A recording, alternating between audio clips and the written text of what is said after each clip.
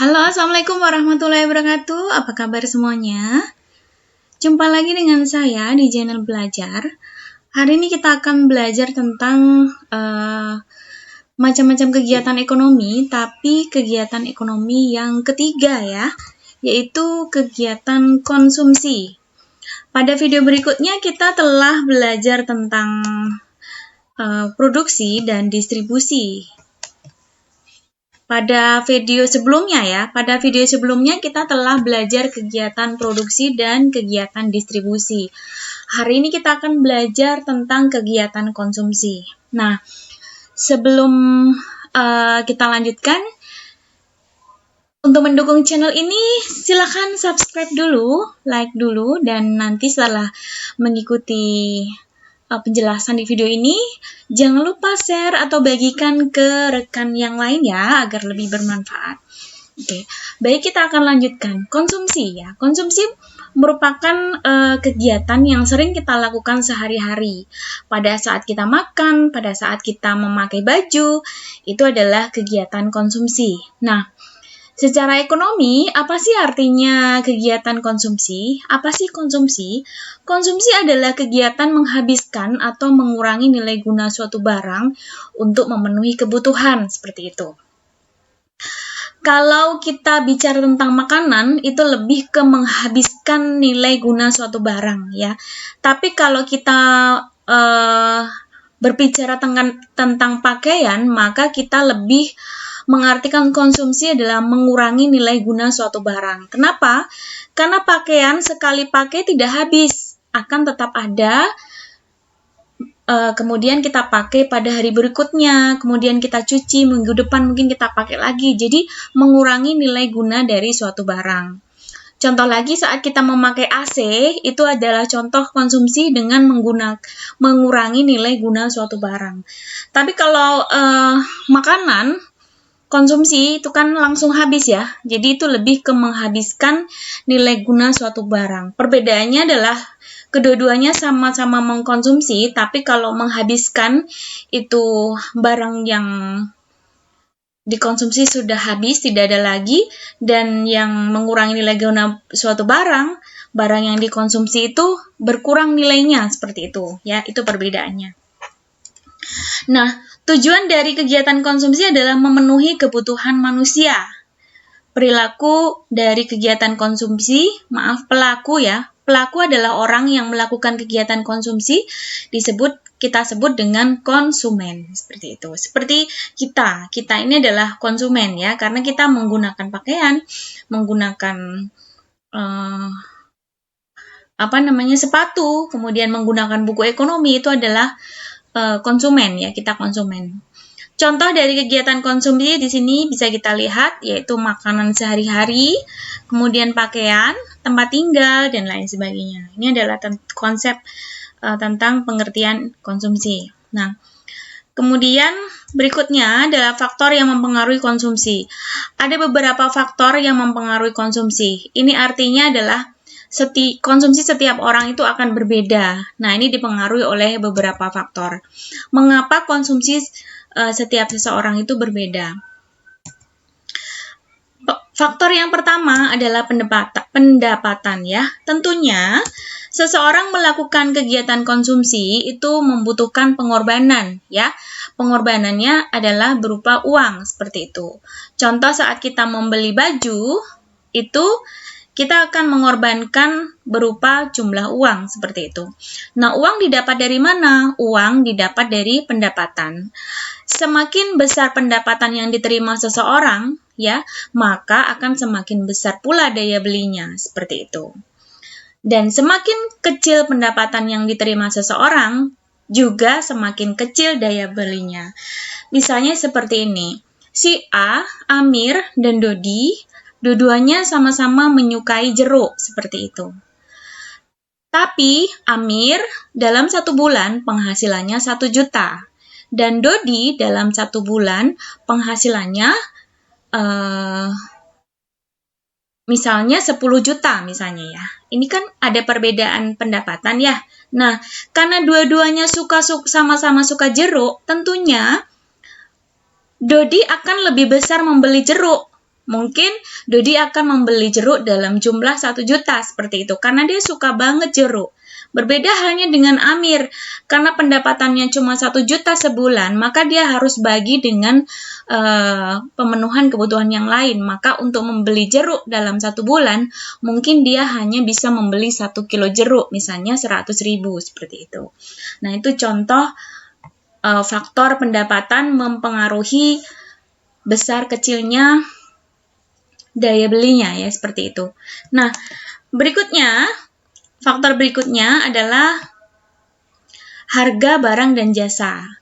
Apabila harga barang meningkat, biasanya mereka akan memperkecil konsumsinya, seperti itu. Contoh misalnya, tadi kembali lagi ke jeruk, ya. Jeruk 1 kilo biasanya 40.000, ya, 1 kilo 40.000. Tiba-tiba harga jeruk naik 1 kilo 200.000 misalnya. Maka orang yang biasanya membeli jeruk 1 kilo, maka dia akan mungkin membeli jeruk setengah kilo atau 1/4 kilo. Kenapa? Karena harganya yang mahal, seperti itu. Itu adalah pola masyarakat, ya, sudah sering seperti itu. Rata-rata seperti itu pola masyarakat. Nah, kemudian adat istiadat dan kebiasaan konsumen. Contohnya seperti ini. Kebiasaan masyarakat yang sering melakukan pesta atau berkumpul akan meningkatkan konsumsi. Nah, contoh yang paling sederhana, pada saat Lebaran dibandingkan dengan pada saat hari biasa. Pada saat hari biasa, kita mungkin membeli daging ayam 1 ekor, karena untuk makan 1 hari, seperti itu. Tapi pada saat Lebaran, tentunya orang tidak cukup membeli ayam 1 ekor. Kenapa? Karena memang ada kebiasaan di masyarakat, mungkin pada saat Lebaran akan ada kegiatan menghantar-hantar makanan ke kerabat-kerabat atau kolega-kolega, seperti itu. Sehingga kebutuhan akan daging ayam pada saat Lebaran tentunya lebih banyak daripada saat hari biasa. Contoh lain misalnya, pada saat Lebaran orang akan mempersiapkan kue-kue dan sebagainya. Tentunya akan membutuhkan telur yang banyak, bukan? Nah, pada saat hari biasa, telur yang dibutuhkan mungkin hanya 1 kilo dalam sebulan. Nah, pada saat Lebaran, dalam waktu mempersiapkan Lebaran, tentunya telur yang dibutuhkan akan makin banyak. Kenapa? Karena orang harus mempersiapkan kue-kue Lebaran untuk merayakan Lebaran, seperti itu. Itu contoh, ya, adat kebiasaan dan kebiasaan, adat istiadat dan kebiasaan konsumen. Berikutnya adalah barang pengganti. Barang pengganti atau disebut juga dengan barang substitusi, ya. Yaitu suatu barang yang menggantikan barang lain dalam fungsinya, seperti itu. Contoh penjelasannya, apabila terdapat barang yang dapat menggantikan fungsi suatu barang yang dibutuhkan seseorang dengan harga yang lebih murah, maka barang tersebut akan mempengaruhi tingkat konsumsi seseorang, seperti itu. Contoh misalnya, seseorang membutuhkan beras misalnya, tepung untuk kue misalnya, seperti itu. Nah, pada saat ini tepung terigu harganya melambung tinggi karena banyak peminatnya untuk menghadapi Lebaran. Nah, ternyata fungsi dari tepung terigu bisa digantikan dengan tepung jagung misalnya, seperti itu. Dan harga tepung jagung itu lebih murah. Maka orang biasa mungkin beralih membeli tepung jagung dengan harga yang lebih murah, seperti itu. Itu contoh, ya. Nah, itu adalah faktor yang mempengaruhi konsumsi. Nah, kalau ada yang ditanyakan bisa komen, ya.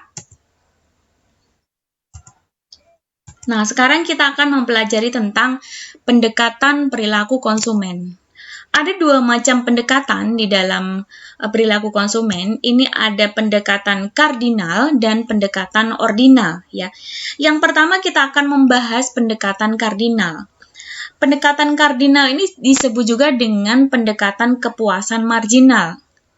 Tinggi rendah nilai suatu barang itu tergantung pada subjek yang memberikan nilai dan kepuasan konsumsi yang dapat diukur dengan satuan ukur. Contoh seperti ini. Nah, contoh misalnya tadi kita bicara tentang jeruk, ya. Ada 2 orang antara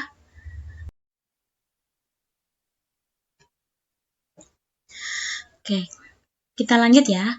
Kita akan mencontohkan tentang pendekatan kardinal antara dua orang. Misalnya kita punya contoh dua orang nih ya. Ririn yang sangat menyukai jeruk ya. Dan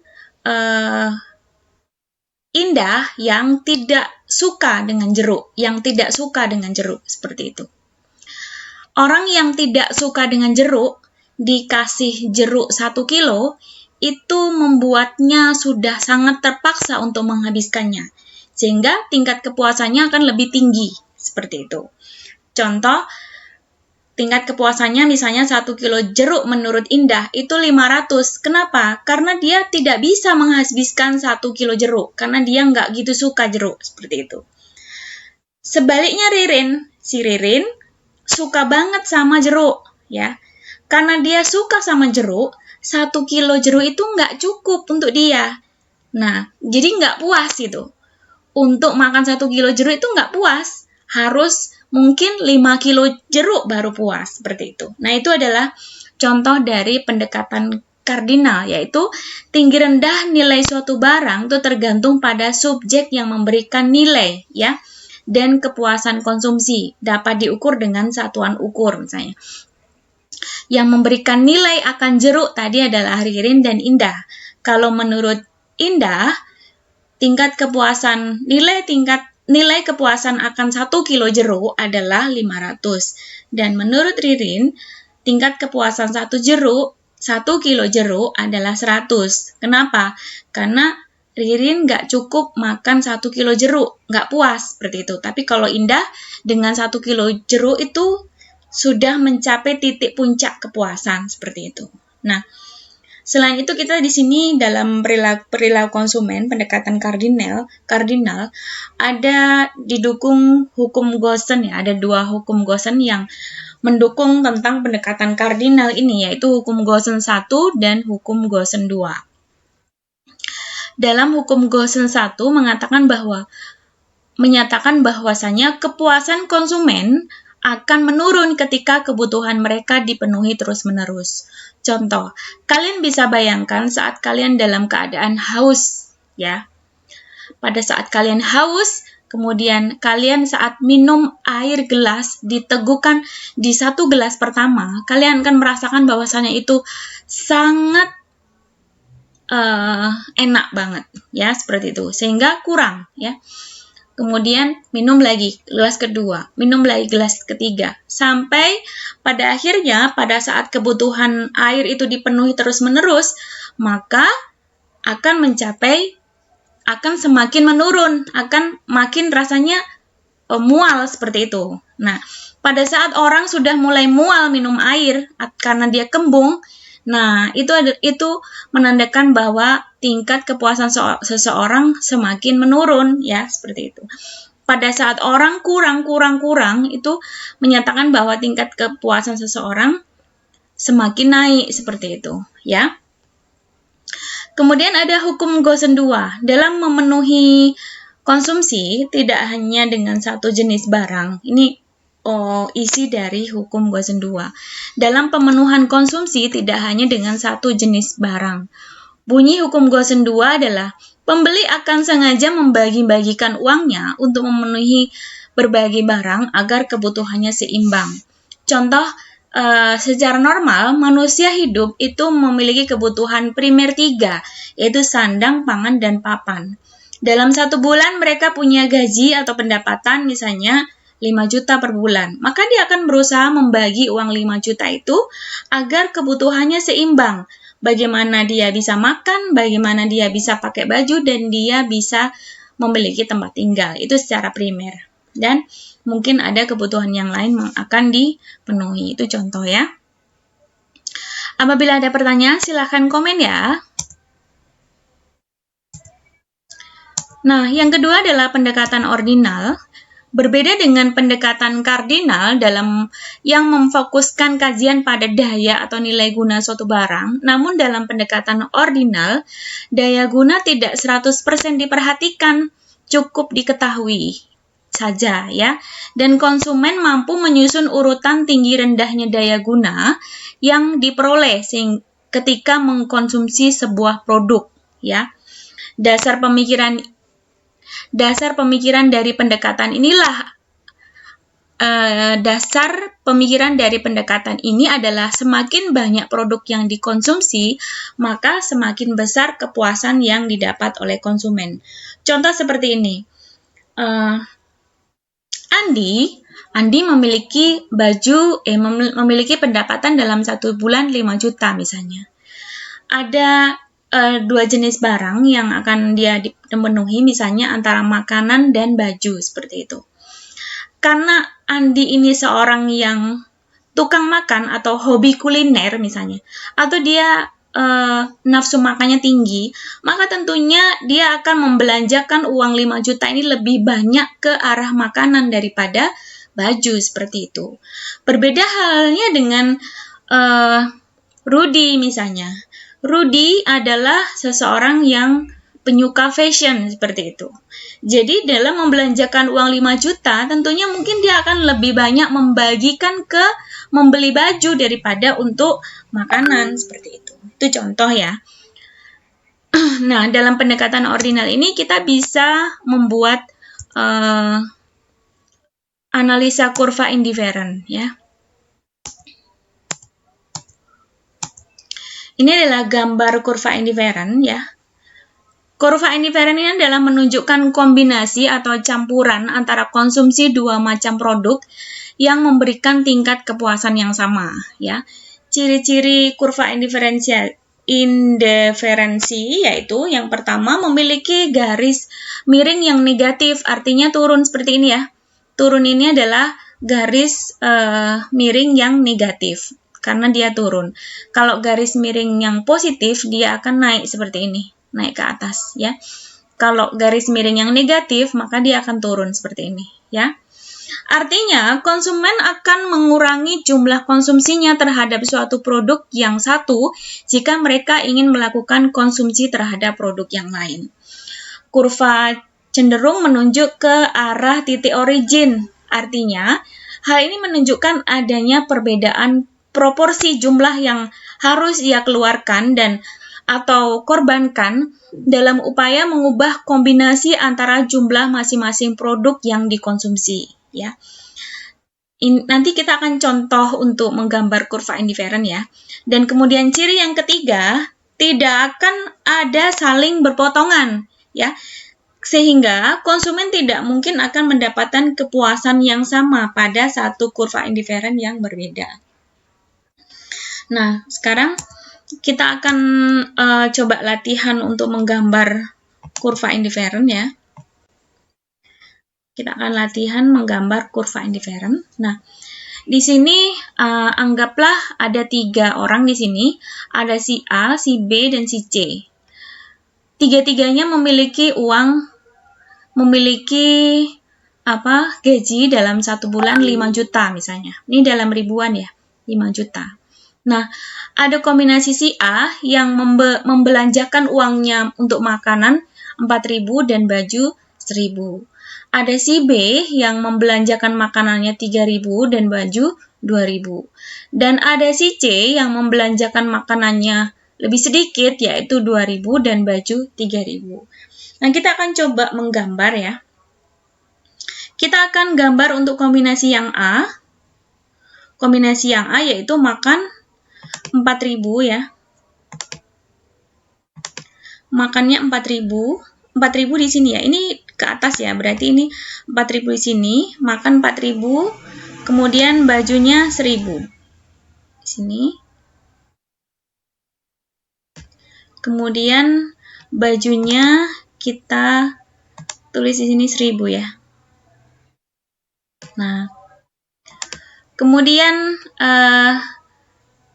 ada siapa? Ini kita kasih warna merah kali ya. Atau kita tebelin. Nah, seperti ini biar lebih nampak ya. Kita kasih warna merah. Dan shape online-nya kita tebelin. Weight-nya kita tebelin.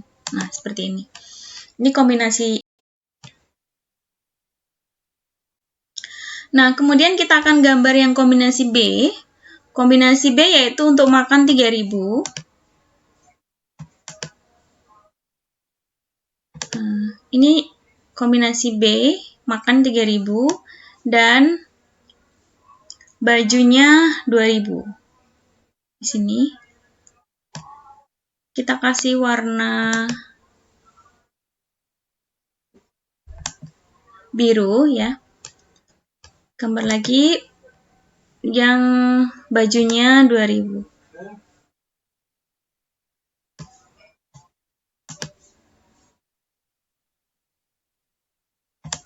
Nah, seperti ini. Untuk yang kombinasi C, makannya 2.000. Makannya 2.000. Kemudian bajunya 3.000. Nah, ini kita kasih warna merah.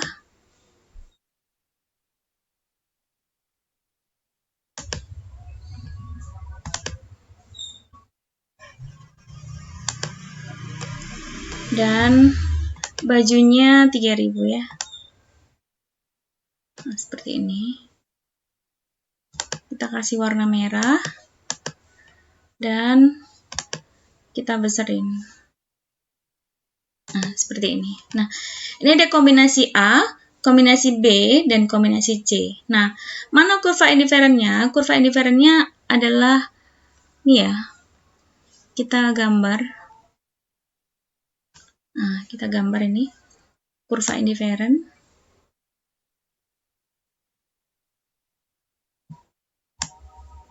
Nah, ini.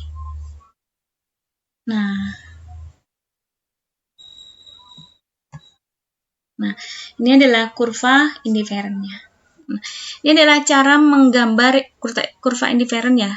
Dari 3 kombinasi. Ini menunjukkan kemiringan yang negatif turun ya.